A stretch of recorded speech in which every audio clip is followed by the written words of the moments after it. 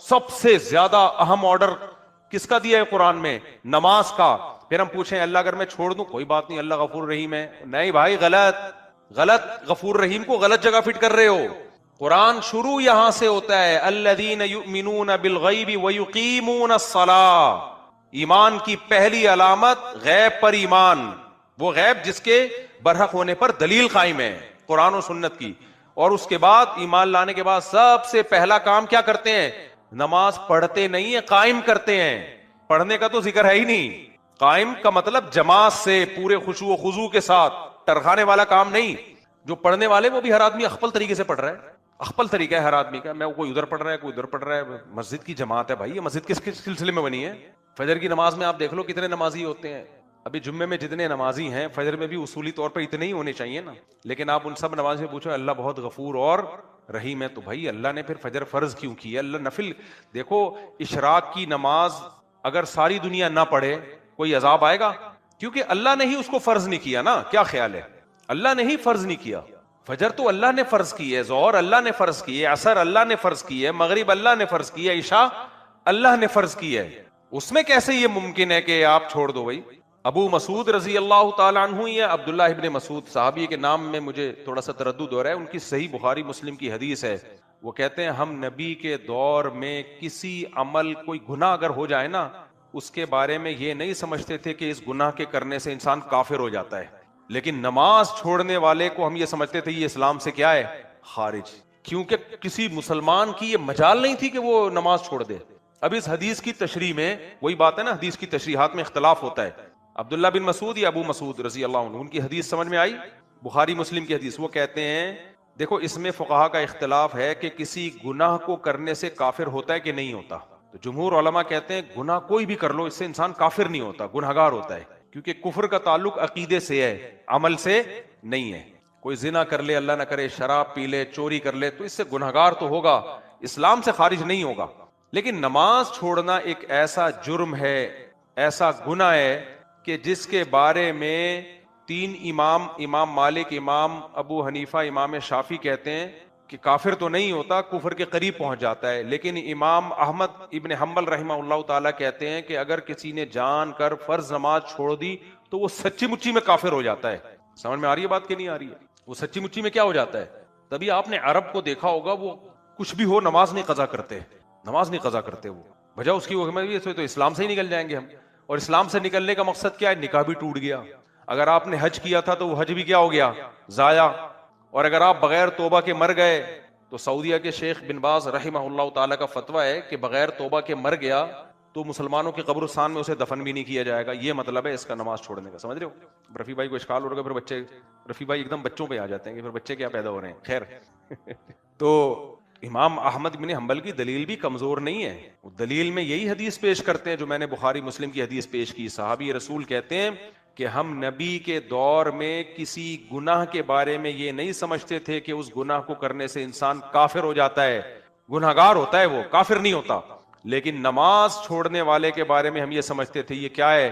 کافر۔ باقی تینوں ائمہ کی طرف سے جو اس کا جواب دیا جاتا ہے اس حدیث کا وہ یہ ہے کہ بھائی چونکہ اس زمانے میں کافر ہی نماز چھوڑتا تھا، مسلمان کے بارے میں تصور نہیں تھا، تو اس لیے جو نہیں آ رہا ہے اس کا مطلب تھا وہ کافر ہے، تو یہ تو انہوں نے زمانہ ہی نہیں دیکھا تھا نا کہ مسلمان بھی ہو اور نماز بھی نہیں پڑھ رہا، یہ تو وہ ان کے ذہن میں تصور ہی نہیں تھا کہ مسلمان ہو کے بھی کوئی نماز چھوڑے، تو راجح بات یہی ہے کہ نماز چھوڑنے سے انسان کافر نہیں ہوتا، لیکن اس سے یہ تو پتہ چلتا ہے کہ صحابہ کی نظر میں اسلام کی جو سب سے بڑی علامت تھی وہ کیا تھی؟ نماز۔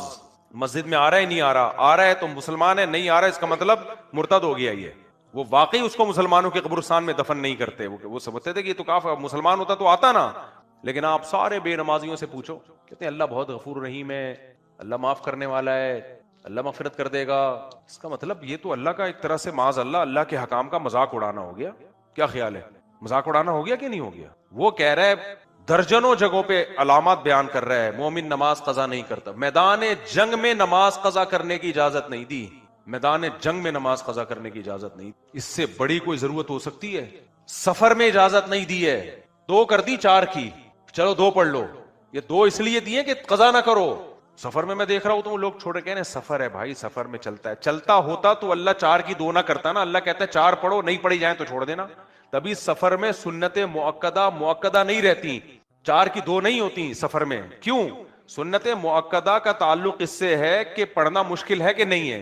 तो अगर सफर में मुश्किल है तो पूरी छोड़ दो, नहीं मुश्किल है तो फिर पूरी पढ़ो। उसका ताल्लुक सफर से नहीं है, उसका ताल्लुक है कि पढ़ना मुश्किल है या नहीं है। बाज़ दफा एयरपोर्ट पे आप, वो जहाज निकल रहा है या ट्रेन निकलने वाली है तो आप छोड़ दो सुन्नत मुअक्कदा, लेकिन कहीं स्टे किया हुआ है आपने 10 दिन, तो हो तो सफर में, लेकिन उलमा लिखते हैं फिर वहां सुन्नत मुअक्कदा पढ़नी पड़ेगी आपको। नबी से जो सुन्नतें या सहाबा से जो सुन्नतें छोड़ना सफर में साबित है वो ट्रैवलिंग के दौरान, क्योंकि उसमें मुशक्कत होती है। अब लोग क्या कर रहे होते हैं, 10 दिन कहीं जाके स्टे किया हुआ है, वहां भी सुन्नतें नहीं पढ़ रहे। भाई यहाँ तो मुअक्कदा ही है यहाँ, क्योंकि सफर सुन्नतों का, अब मैं फिकी इस्तिलाह इस्तेमाल करूंगा इसके लिए कि जो फर्ज नमाज कसर की जाती है उसका ताल्लुक मशक्कत हुक्मिया से है, यानी सफर से है, चाहे मशक्कत हो या ना हो। लेकिन सुन्नत मुअक्कदा का ताल्लुक सफर से नहीं है, मशक्कत से है। तो सफर में मशक्कत चूंकि होती है तो इसलिए नहीं पढ़ो, लेकिन कहीं स्टे किया हुआ है तो अब थोड़ी मशक्कत है। आप 10 दिन के लिए चले गए अपनी नानी के यहाँ लाहौर में आप अपनी नानी के यहाँ गए हुए 10 दिन के लिए, बड़े आराम से। नानी के यहाँ जाके तो इंसान एंजॉय करता है ना। हम तो बचपन में जब अय्याशी के लिए नानी के यहाँ ही जाया करते थे।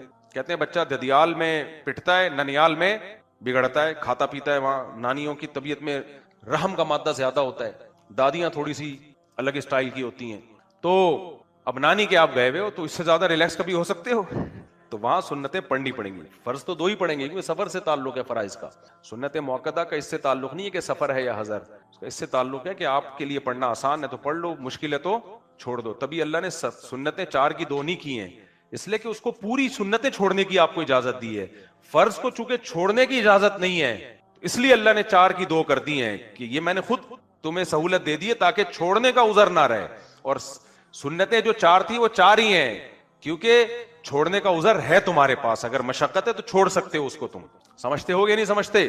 तो लेकिन आप जितने बेनमाजी हैं आप उनसे पूछो, अल्लाह गफूर रहीम है। भाई तुम ये मौका नहीं है, ये बोलो यार बस अल्लाह से डर लगता है, दुआ करो अल्लाह नमाज की तौफीक दे। हम अपने बड़ों से सुना करते थे कि पहले जमाने में गांव देहातों में जो कभी नमाज नहीं पढ़ता था ना उसका जनाजा नहीं पढ़ाया जाता था। पहले ये रिवाज था मुसलमानों में। ये देखते थे ना जो नमाजी है ही नहीं, पढ़ता ही नहीं है, तो जो उलमा थे, वो इलाके के इमाम थे, वो नमाज नहीं पढ़ाते थे, जनाजा यानी उसका। तो इसी तरह मेरे भाई अल्लाह ताला ने ये जो मैंने आयत पढ़ी ना, जाहिरी गुनाह को भी छोड़ दो, बातिनी गुनाहों को भी छोड़ दो। क्यों? जो गुनाह कमा रहे हैं सय्युजिज़्ज़ौन, अनकरीब उनको बदला दिया जाएगा। और सबसे बड़ा जुर्म शिर्क के बाद क्या है? नमाज कज़ा करना, नमाज कज़ा करना। और ये जो कुरान की आयत है कि ए मेरे बंदो अल्लज़ीना असरफू अला अनफुसिहिम, जो अपनी जान पर ज्यादती कर बैठे हो, ला तक़नतू मिर रहमतिल्लाह, अल्लाह की रहमत से नाउमीद मत हो। ये उन लोगों के बारे में जो तौबा कर रहे हैं लेकिन माजी की गुनाह सोच सोच के नाउमीद हो रहे हैं, जो चाहते हैं कि आज हम अपनी जिंदगी तब्दील कर दें। क्योंकि इस आयत का शान नुज़ूल यही है। कुछ काफिर आए नबी के पास कि हमने तो इस्लाम कुफ्र में इतने कत्ल किए, इतनी बार जिना किया, अब हम इस्लाम कबूल कर लेते हैं तो हमारे तो अमाल में इतने गुनाह हैं, इतने कत्ल हैं, उनका क्या होगा? उस पर अल्लाह ने फरमाया आज तुम इस्लाम कबूल कर रहे हो, तौबा कर रहे हो, तो अल्लाह की रहमत से मायूस मत हो। इन्नल्लाह यग़फिरु ज़ुनूब जमीआ, अल्लाह तुम्हारे पिछले सारे गुनाहों को माफ कर देगा। वअनीबू इला रब्बिकुम, लेकिन आज के बाद अपने रब की तरफ मुतवज्जे हो जाओ। इसी तरह कोई मुसलमान भी अगर तौबा करता है, काफिर इस्लाम नहीं ला रहा बल्कि मुसलमान है जो गुनाहों की जिंदगी में गुजरी, अब वो चाह रहा है यू टर्न ले ले, पलट जाए, तो शैतान मायूस करता है अब क्या करेगा भाई, इतने साल तूने बुराइयों में गुजार दिए। तो अल्लाह कहते हैं ना ना, जो जब भी अल्लाह के दर पे आ जाए, अल्लाह का दर मौत से पहले पहले खुला हुआ है। जो तौबा करके जिंदगी बदलना चाहे उसके लिए अल्लाह अरहमुर राहिमीन भी है, गफूर और रहीम भी है। जो चाहता ही नहीं है तो मेरे भाई फिर ये कहना कि अल्लाह माफ कर देगा, ये बड़ी जुर्रत और दिलेरी की बात है। अल्लाह ने तो नहीं कहा कि मैं माफ कर दूंगा। कोई अल्लाह का ऐसा कोई एग्रीमेंट, यहूदी कहा करते थे अपने बारे में, यहूदी कहते थे हम जहन्नम में जाएंगे नहीं, अगर गए तो थोड़े दिन के लिए जाएंगे। लन तमस्सन अन्नारु इल्ला अय्यामम मादूदा, अव्वल तो जाएंगे नहीं, गए तो थोड़े दिन के लिए। क्यों भाई? हम तो अल्लाह के एक लाडले नबी मूसा अलैहिस्सलाम की उम्मती हैं भाई। आज भी हमारे लोग क्या कहते हैं, हम तो मोहम्मद सल्लल्लाहु अलैहि वसल्लम के उम्मती हैं, जिनका मकाम तो मूसा कलीमुल्लाह से भी बुलंद है। तो हम तो एक अल्लाह के लाडले नबी के उम्मती हैं, हम तो बख्शे बख्शाए ना ना ना ना, ना मेरे भाई। तो ये सारे अमाल तो हमारे लिए अल्लाह ने नाजिल किए हैं। تو یہودی اسی زام میں آ گئے تھے کہ ہم تو اللہ کے لاڈلے قوم ہیں، اللہ نے ہم موسیٰ بھیجے، داؤد بھیجے، سلیمان بھیجے، زکریا علیہ، یعنی جو بنی اسرائیل کے پہلے جتنے پیغمبر ہیں، جتنے پیغمبر یہودیوں میں آئے اتنے تو کسی میں نہیں آئے. تو اللہ نے فرمایا قل اتخذتم عند اللہ عہدا، تم جو کہتے ہو ہم تھوڑے اگر گئے تو تھوڑے دنوں کے لیے جائیں گے. تو اللہ نے کہا کہ اتخذتم عند اللہ عہدا، کیا اللہ نے تم سے کوئی ایگریمنٹ کیا ہے بھائی؟ آپ کہیں جاتے ہو کوئی چیز خریدنے کے لیے، آپ بولتے ہو مجھے تو تم یہ فری میں دو گے کیونکہ میں تمہارے چاچے کے پھپھے کے خالہ کا بیٹا ہوں. کہا کہ بھائی میں نے کوئی اناؤنسمنٹ کی ہوئی ہے کہ جو میرے چاچے کے پھپھے کی خالہ کا بیٹا ہوگا اس کو یہ چیز فری میں ملے گی؟ کیا خیال ہے؟ دیکھو مجھ سے لوگ ملنے کے لیے آتے ہیں، بعض دفعہ بے وقت آتے ہیں، بے وقت آ کے پھر میں بہت زیادہ ڈسٹرب ہو جاتا ہوں سارے کاموں میں. تو کہتے ہیں میں جاپان سے آیا ہوں، اتنی دور سے آیا ہوں. تو میں کیا کہتا ہوں، بھائی میں نے کہا تھا آپ جاپان سے بغیر بتائے آ جاؤ. ایک بندہ جاپان سے آیا، ایک انگلستان سے آیا، ایک امریکہ سے آیا، اور سارا دن 10 بندے بھی آ گئے تو تیرا کیا ہوگا کالیا؟ خود سوچو آپ. پھر میں ان کو کہتا ہوں میں نہیں مل سکتا، تو پھر وہ کہتے ہیں دیکھو بد اخلاق ہے. میرے ساتھ تو یہی ہو رہا ہے، تو ٹائم لے کے آیا کرو بھائی. اچھا رفیع بھائی کہہ رہے ہیں ٹائم سے، رفیع بھائی کو یاد آیا کہ ٹائم ہو گیا. ٹھیک ہے، اچھی بات ہے. تو بس جب بات کو میں سمیٹ کے ختم کرتا ہوں. دیکھو بھائی، اللہ نے قرآن میں کہہ دیا ہے زانی کی سزا دنیا میں 100 کوڑے اور پتھروں سے مار کے اگر شادی شدہ ہے تو رجم. اگر غفور الرحیم کا مطلب یہ ہوتا کہ اللہ بس ہے ہی کچھ، تو پھر چور کا ہاتھ کاٹنے کا حکم ہوتا. اتنی سخت سزا پوری دنیا میں کسی مذہب میں چور کی ہے جتنی سخت سزا اسلام کی. اسلام دے رہا ہے. کیوں؟ اسلام کو چور سے نفرت بہت. چور کے بارے میں اسلام کے دل میں ہمدردی نہیں ہے، اور چور سے نفرت نہیں ہے. اصل میں چوری کو اسلام بہت بڑا جرم سمجھتا ہے. سمجھتے ہو؟ دیکھو 2 چیزیں انسان کے کیریکٹر کو خراب کرتی ہیں. کیریکٹر کی ڈیفینیشن کیا ہے؟ زبان، آپ کی زبان، اور مالی معاملات میں خیانت. جھوٹ بولنے والا کیریکٹر لیس ہوتا ہے، اور مالی خیانت چوری ہے نا. کیا خیال ہے؟ ان 2 چیزوں سے تو انسان کے کیریکٹر کا پتہ چلتا ہے نا. تبھی امریکہ میں قانون ہے نا، صدر اگر جھوٹ بول دے تو وہ اس کو صدارت سے، وہ نہیں، وہ ایک دفعہ کیس بن گیا تھا، صدر بش پہ بنا تھا میرا خیال ہے، کلنٹن پہ بنا تھا، اس کے بارے میں کیس ہو گیا تھا، اس نے جھوٹ بولا ہے. حالانکہ کوئی اتنی بڑی بات نہیں تھی، لیکن بھی امریکہ کا صدر نے جھوٹ کیسے بول دیا، اتنا بڑا کیس بن گیا تھا، وہ بڑی مصیبت میں آ گیا تھا کہ بھئی آپ صدر ہو کے جھوٹ بول رہے ہو. تو جھوٹ، نبی صلی اللہ علیہ وسلم نے فرمایا کہ سب کچھ ہو سکتا ہے، مومن جھوٹ نہیں بول سکتا، جھوٹ نہیں بول سکتا. اور دوسری چیز کیا ہے؟ پیسوں کے معاملات میں آپ 2 نمبری، کسی کا پیسہ کھا رہے ہو آپ، یہ مسلمان نہیں کر سکتا. تبھی اسلام میں چوری کی سزا کیا ہے؟ ہاتھ کاٹ دو بھائی. 1 درہم کسی کا کھایا 40 دن نماز قبول نہیں ہوگی، کیونکہ ان چیزوں کا تعلق آپ کے کیریکٹر سے ہے، کردار سے ہے. ابو سفیان جب ہرقل کے سامنے بیٹھے تھے نا زمانہ جاہلیت میں، ہرقل نے سامنے بٹھایا اور ابو سفیان کے لوگوں کو پیچھے بٹھایا، اور پھر نبی کے بارے میں پوچھا. ابو سفیان کہتے ہیں خدا کی قسم میں جھوٹ بول دیتا، لیکن میں جو محمد صلی اللہ علیہ وسلم کے بارے میں پوچھا دشمنی کے باوجود میں نے سچ اس لیے بتایا کہ مجھے قوم کے بارے میں خطرہ تھا، میں واپس جاؤں گا لوگ کہیں گے کہ عرب کا سردار ہو کے جھوٹ بول کے آیا ہے.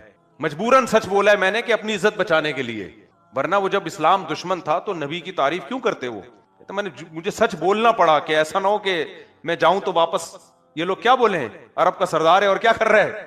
جھوٹ بول رہا ہے. تو اسلام میں میرے بھائی چور کا ہاتھ جو ہے نا، یہ چوری کو اسلام میں ہلکا جرم نہیں سمجھا گیا، چوری کو بڑا جرم سمجھا گیا ہے. تو آپ بتاؤ اگر اللہ تعالیٰ چور کے بارے میں بھی رحم والے جذبات رکھتے تو ہاتھ کاٹنے کا حکم دیتے ہیں بھائی؟ یہ جو ڈکیتیاں کرتے پھر رہے ہیں موبائل اسنیچنگ اور بندوق سے، لوگ بڑا ترس کھا رہے ہوتے ہیں، ہائے ہائے بیچارے کو موقع دو. میں کہتا ہوں نہیں، موقع دیا تو تم بڑے ظالم ہو گئے، کہ اسلام موقع نہیں دے رہا. ڈاکو کی سزا اسلام میں قرآن نے بیان کی ہے کہ چوک پہ لٹکا دو، دایاں ہاتھ اور بایاں کا پاؤں کاٹ کے اس کو. اللہ کو ترس نہیں آ رہا، اللہ کو خودکشی کرنے والے پہ ترس نہیں آ رہا. ہم لوگ ترس کھا رہے ہوتے ہیں، ہائے بیچارے نے خودکشی کر لی، ہائے بیچارے نے یہ کر لیا، ہائے بیچارے نے. اور بھائی اگر اتنا قابل ترس ہوتا تو اللہ جہنم کی آگ میں کیوں پھینکتا اس کو؟ خودکشی جرم ہے بھائی، قابل ترس نہیں ہے. کیونکہ یہ بڑھتی جا رہی ہے ہماری سوسائٹی میں، بات پہ بلیک میلنگ، یہ نہیں کیا تو میں یہ کر لوں گا، کر لے بھائی تو مر جا. ایک صاحب نے مجھے کہا میری بیگم مجھے ایموشنل بلیک میلنگ کر رہی تھی. آج کل بیگمات یہ ایموشنل بلیک میلنگ پہ بہت آئی ہوئی ہیں، ڈرامے دیکھ کے اس میں ایموشنل بلیک میلنگ ہی چل رہی ہوتی، وائٹ میلنگ تو آج کل ختم. تو وہ کہہ رہے مجھے کہنے لگی کہ اگر آپ نے یوں کیا تو پھر میں یہ کر لوں گی اور میں یہ کر لوں گی. میں نے کہا بیگم سے بولو کہ فی الحال ایڈوانس میں کر لو آپ کائنڈلی، کیونکہ اس طرح کی بلیک میلنگ میں اگر بندہ آ گیا نا وہ کسی کام کا نہیں رہتا. ایک صاحب تو یہاں تک آ گئے کہ میری بیگم نے زہر کی بوتل منگوا کے رکھ لی ہے، اور اس نے کہا اگر جو ہے وہ کوئی دباؤ میں ڈالا تھا کسی ناجائز بات پہ، یعنی ناجائز کا مطلب یہ کہ وہ شوہر پہ واجب نہیں ہے وہ، لیکن اس کو مجبور کیا میں یہ پی لوں گی.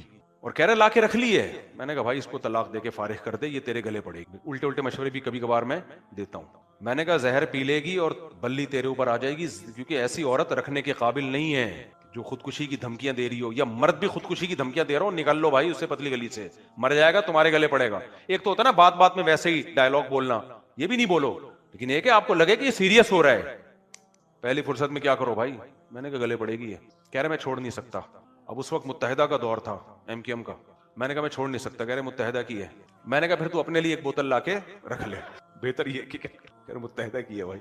تو خیر, تو میرے بھائی جرم کو اچھا مت سمجھو. ہاں جو جرم چھوڑنا چاہتا ہے, یہ چھوڑنے کی کوشش میں لگا ہوا ہے, وہ قابل رحم. کوئی گناہ ہو جاتا ہے, آپ کو عادت پڑ گئی ہے, جیسے شراب کی عادت پڑ گئی, چھوڑنے کی کوشش میں لگ گیا ہے, یہ بھی قابل رحم ہو سکتا ہے کہ چاہ رہا ہے چھوڑنا, تدبیر اختیار کر رہا ہے برائی سے بچ. جیسے میں کہتا ہوں جن کو عادت پڑ گئی کسی گناہ کی, چھوٹ نہیں رہا, تو جرمانہ رکھیں اپنے اوپر, کوئی سزا دیں اپنے آپ کو آہستہ آہستہ. تو یہ چاہ رہا ہے, جو اللہ کی طرف آنا چاہ رہا ہے, بھائی حدیث میں تو آتا ہے جو میری طرف چل کے آئے گا میں اس کی طرف دوڑ کے آؤں گا, یہ بھی قابل رحم ہے.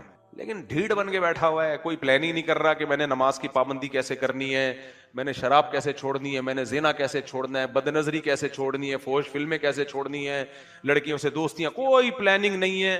اور پھر کہہ رہے کہ میں 27ویں رات میں آ کے گڑ گڑا کے رو کے بخشوا لوں گا. این خیال است, اور یہ احمقوں کی جنت اسی کو کہا جاتا ہے. کیا کہا جاتا ہے, اسی کو کیا کہا جاتا ہے, نمازیں چھوڑ رہا ہے. سب سے آدھے مسئلے تو نماز حل کر دیتی ہے, 5 وقت باجماعت نماز پڑھو تو ویسے ہی آدھے سے زیادہ برائیاں چھوٹ جاتی ہیں. تو اللہ تعالی ہمیں برائیوں سے بچنے کی توفیق عطا فرمائے. اللہ تعالیٰ نے ارشاد فرمایا کہ جس دن اللہ اپنی پنڈلی کو ظاہر کریں گے, جو اللہ ہی جانتا ہے ان چیزوں میں متشابہات میں ہے, اس کی کیفیات ہمیں معلوم نہیں ہے, ان میں بحث کرنا بھی ناجائز ہے. اللہ اپنی تجلی ظاہر کریں گے تو اس میں اتنی اٹریکشن ہوگی, اس میں لوگ ایسے مبہوت ہو جائیں گے کہ سجدے میں گر جائیں گے. اس وقت سجدہ کرنے میں مزہ آئے گا, لذت محسوس ہوگی. فرمایا لیکن کچھ لوگ ایسے ہوں گے جن کی کمر تختے کی کر دی جائے گی, اور وہ سجدہ کرنا بھی چاہیں گے تو نہیں کر سکیں گے. یہ کون لوگ ہوں گے؟ فرمایا یہ وہ لوگ ہوں گے جن کو دنیا میں سجدے کے لیے, نماز کے لیے بلایا جاتا تھا, وہم سالمون, اس وقت ان کی کمر صحیح تھی, تختے کی نہیں تھی. یہ کمر جھکا سکتے تھے, سجدہ کر سکتے تھے, نماز پڑھ سکتے تھے. اس سے اندازہ ہوتا ہے کہ اللہ کی نظر میں دنیا میں جب ہمیں سجدے کے لیے بلایا جاتا ہے تو ہم اس کو ہلکا لیتے ہیں, لیکن اللہ کی نظر میں اس کی بہت بڑی قیمت ہے, بہت ویلیو ہے اللہ کی نظر میں اس کی. اس لیے خوب اچھی طرح سمجھ لیں کہ نماز کو ہلکا نہیں سمجھنا چاہیے. آج ہمیں بے نمازیوں کے بارے میں افسوس نہیں ہوتا, وہ تو پڑھتے ہی نہیں ہیں. نمازیوں کے بارے میں افسوس ہوتا ہے کہ جو نمازی بھی ہے نا, تو وہ بھی اپنی نماز کی ایسے حفاظت نہیں کرتے جیسے اللہ نے حکم دیا ہے. انہوں نے بھی ایک سائیڈ میں ایک چیز رکھا ہوا ہے کہ جب سارے کاموں سے فارغ ہو گئے تو چلو کیا پڑھ لیتے ہیں, نماز پڑھ لیتے ہیں. یہ جو قرآن میں اللہ نے فرمایا یوم یدع وہم کیا ہے, یوم یکشف عن ساق ویدعون الی السجود فلا یستطیعون خاشعۃ ابصارهم ترہقهم, نہیں, یہ آیت میں یوم یکشف عن ساق ویدعون الی السجود فلا یستطیعون, آگے کیا ہے, خاشعۃ ابصارهم ترہقهم ذلہ وقد كانوا يدعون الى السجود وهم سالمون. فرمایا دنیا میں انہیں سجدے کے لیے بلایا جاتا تھا. تو یہ کب بلایا جاتا ہے؟ اذان. بھائی یہ بہت بڑا المیہ ہے یار. دیکھو گاڑیاں غلط نہیں پارک کیا کرو. میں دیکھتا ہوں یہاں مدرسے کے گیٹ کے آگے کئی بار لوگوں نے گاڑیاں کھڑی کی ہیں. اتنی تو انسان میں سینس ہوتی ہے کہ جب گیٹ کھلے گا مدرسے کا تو اندر سے جو گاڑی باہر کیسے نکالے گا. یعنی یہ تو نبی صلی اللہ علیہ وسلم نے فرمایا کہ ایمان کا آخری درجہ یہ ہے, یہ حدیث خوب غور سے سنیں, ایمان کا آخری درجہ یہ ہے کہ راستے سے تکلیف دہ چیز کو ہٹایا جائے. کوئی بھی چیز جو لوگوں کو تکلیف پہنچا رہی ہے اس کو کیا کرو, ہٹا دو. گٹر کا ڈھکن کھلا ہوا ہے, کوئی گر سکتا ہے, آپ اس کے انتظام کریں. کانٹا پڑا ہوا ہے اس کو ہٹائیں, پتھر رکھا ہوا ہے اس کو ہٹائیں. کوئی بھی چیز جو لوگوں کو اذیت دے سکتی ہے. ہاں ابھی بتا رہا ہوں, ابھی بتا جائیں گے نا, بات کمپلیٹ ہونے دینا, ورنہ پھر وہ دوبارہ کریں گے یہ حرکت. تو اس لیے کمپلیٹ کر لو پھر جائیں. تو راستے میں تکلیف دہ چیز جو نہیں ہٹاتا نا اس کو نبی نے ایمان سے خارج کیا ہے. تو سوچو وہ کتنا بڑا گویا کہ کافر ہوگا جو تکلیف دہ چیز راستے میں ڈالتا ہے.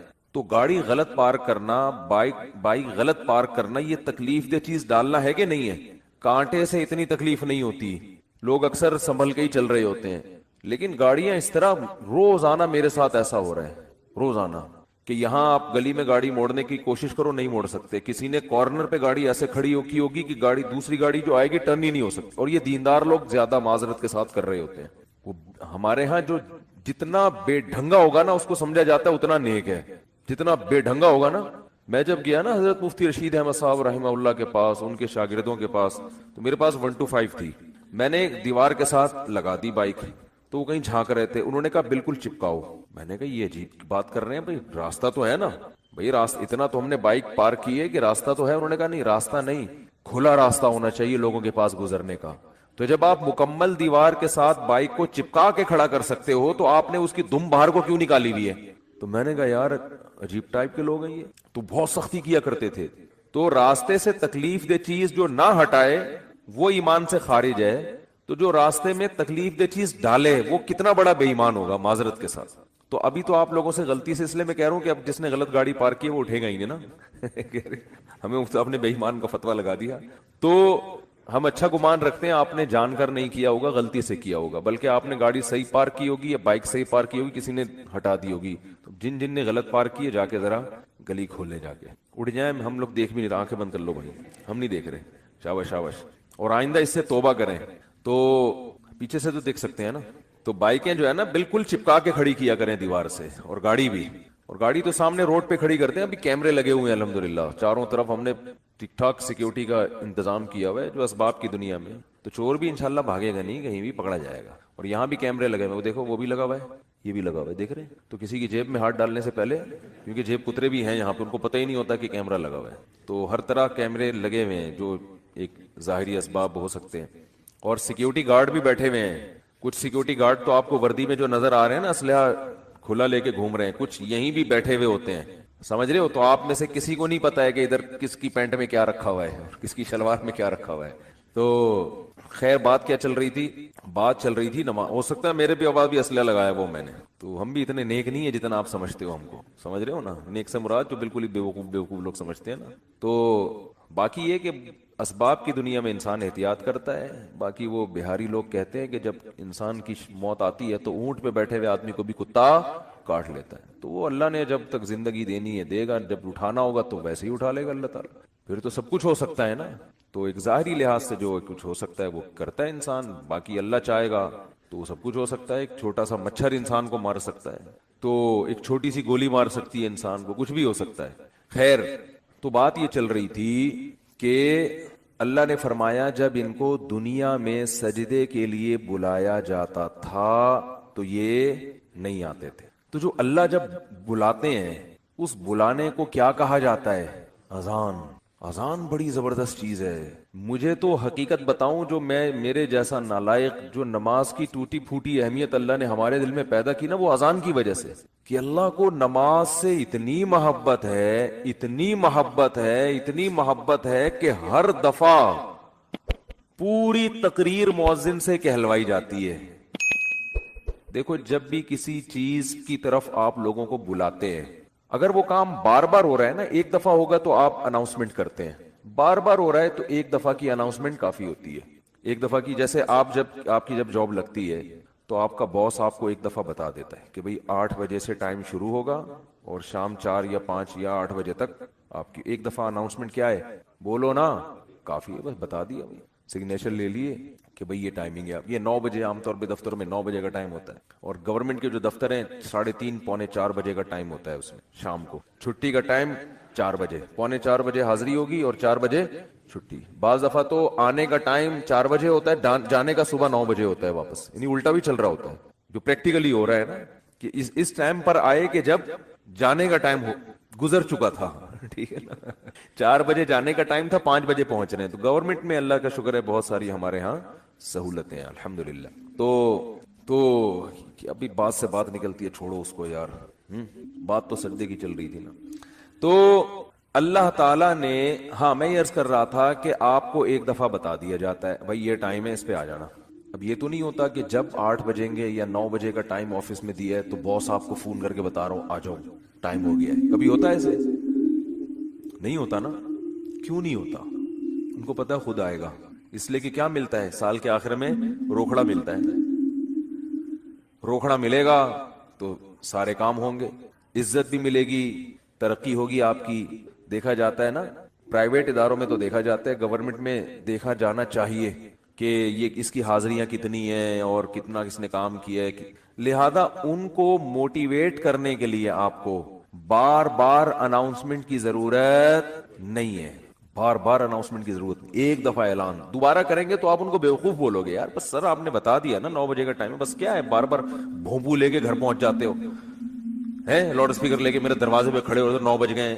یہ جو شہری جگانے والے آتے ہیں نا, مجھے ان سے اسی وجہ سے الرجی ہے. او بھائی ہمیں پتا ہے یار سب کچھ جس نے روزہ رکھنا ہے وہ اٹھ جائے گا.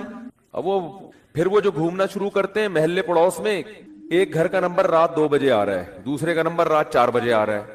سحری کا ٹائم 4 بجے شروع ہو رہا ہے تو 2 بجے ان کو کیوں اٹھا رہے ہو؟ یہ تو ایک بس عجیب سی ایک حساب کتاب ہے. تو خیر بار بار اناؤنسمنٹ نہیں کی جاتی, بار بار یاد دہانی نہیں کی جاتی. اور اللہ نے بھی باقی عبادتوں میں ایسے ہی کیا. رمضان کے مہینے کے بارے میں قرآن میں 2 آیتیں ہیں. ایک تو ہے فمن شہید منکم الشہر فلیصم. اللہ نے فرمایا ایمان والو تم پر روزے فرض کیے گئے جیسے کہ تم سے پہلی امتوں پہ فرض کیے گئے تھے. وہ فرض ہو گئے نا. دوسری آیت کیا ہے؟ کب فرض ہوئے؟ شہر رمضان الذی انزل فیہ القرآن, رمضان کا مہینہ ہے. فمن شہید منکم الشہر فلیصم. جو پچھلی آیت میں اللہ نے فرمایا نا کہ روزے فرض ہوئے, تو اگلی میں بتا دیا کون سے مہینے میں؟ رمضان. جو رمضان کا مہینہ پائے اسے چاہیے کہ روزے رکھے. ایک دفعہ اناؤنسمنٹ ہوئی ہے بس, اس کے بعد دوبارہ قرآن میں اناؤنسمنٹ نہیں ہوئی. اور جب رمضان کا مہینہ آتا ہے تو پھر اسلام میں حکم بھی نہیں ہے کہ یاد دلاؤ. مؤذن کو حکم کے تمام حضرات سے گزارش ہے کہ رمضان کا مہینہ آ گیا ہے اور اللہ کی طرف سے اعلان ہے کہ اس مہینے میں سب روزے رکھو. کوئی اللہ کی طرف سے ایسی اناؤنسمنٹ ہوتی ہے؟ بھائی مسجد کے امام اپنی ذمہ داری پہ کسی کو یاد دلاتے ہیں روزہ رکھو, ترغیب دیں, وہ ان کا کام ہے. اللہ نے کوئی لگے بندے الفاظ نازل نہیں کیے. لہذا مسجد کا امام یاد نہ بھی دلائے تو بھی کوئی گناہ گار نہیں ہے. اللہ کہتے ہیں میں نے قرآن میں جب بیان کر دیا نا بس صحیح ہے, سن لیا ان لوگوں نے, کافی ہے. حج کے بارے میں ایک آیت ہے قرآن میں جس میں فرضیت کا ذکر ہے. وَلِلَّهِ عَلَى النَّاسِ حِجُّ الْبَيْتِ مَنِ اسْتَطَاعَ إِلَيْهِ سَبِيلًا. لوگوں, اللہ کے لیے لوگوں پر لازم ہے کہ وہ بیت اللہ کا حج کریں جو وہاں جانے کی استطاعت رکھتے ہوں. وَمَنْ كَفَرَ, جو استطاعت کے باوجود نہیں جائے گا, فَإِنَّ اللَّهَ غَنِيٌّ عَنِ الْعَالَمِينَ, اللہ کو اس کی پرواہ نہیں ہے. ایک آیت جس سے فرضیت ہے, دوسری آیت نہیں ہے. یہ تو ہے کہ ابراہیم علیہ السلام نے یوں کہا تھا, حج کے لوگوں کو کہا تھا کہ حج کرو. اللہ کا جو اپنا آرڈر ہے نا, جو اللہ کے اپنے کلام میں آرڈر ہے وہ ایک ہی ہے جہاں تک مجھے یاد پڑتا ہے.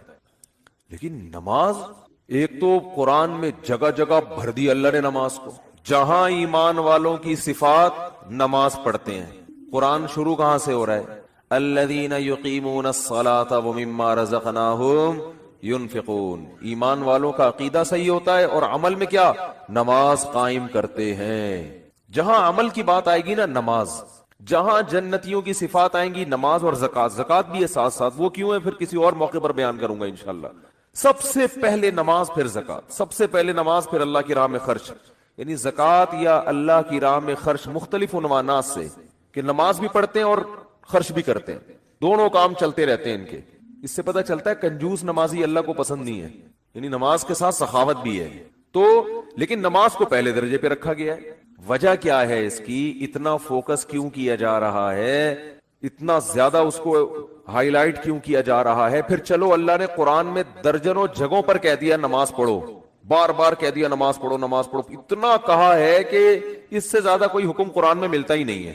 چلو اتنا زیادہ کہہ دیا, اب تو بار بار اناؤنسمنٹ کی ضرورت اور بھی نہیں ہے نا. اب تو بالکل ہی ضرورت نہیں ہے. دیکھو آپ کے باس نے آپ کو بلایا دفتر اور آپ سے کہا کہ 9 بجے آپ نے پہنچنا ہے, ایک دفعہ کہہ دیا. اس کے بعد پھر آپ کو کہا میں دوبارہ کہہ رہا ہوں 9 بجے آپ کی ٹائمنگ شروع ہو جاتی ہے. سمجھ میں آ گئی بات؟ آپ نے کہا پھر تیسرے دفعہ کہہ رہا ہے میں بتاؤں کتنے بجے ٹائم ہے آپ کا؟ 9 بجے. 10 دفعہ جب کہہ دے گا نا 9 بجے, اب جب 9 بجیں گے تو آپ کو یاد نہیں دلائے گا. وہ کہے گا میں نے 10 دفعہ اسی لیے کہہ دیا تھا کہ دوبارہ مجھے یاد دلانے کی ضرورت نہ پڑے. اب آپ اگلے دن لیٹ ہو رہے ہو, 11 بجے پہنچ رہے ہو, تو وہ کہہ رہا ہے, وہ کہے گا کہ آپ کیوں لیٹ آ رہے ہو؟ آپ کو سر آپ نے 9 بجے مجھے یاد نہیں دلایا. وہ کیا کہے گا باس کہ بھائی جو پہلے دن میں نے 10 دفعہ کہا تھا نا 9 بجے, وہ اسی لیے کہا تھا کہ ایک دفعہ کہنا کافی تھا, مگر 10 دفعہ اس لیے ریپیٹ کیا تھا کہ دوبارہ یاد دلانے کی ضرورت نہ پڑے. آپ یہ نہ کہو کہ میں بھول گیا تھا. بہت مشکل ہے سمجھانا, بہت مشکل. تو جب اللہ نے نماز کو سینکڑوں دفعہ ریپیٹ کیا قرآن میں, تو اب تو ہر وقت یاد دلانے کی بالکل بھی ضرورت نہیں تھی.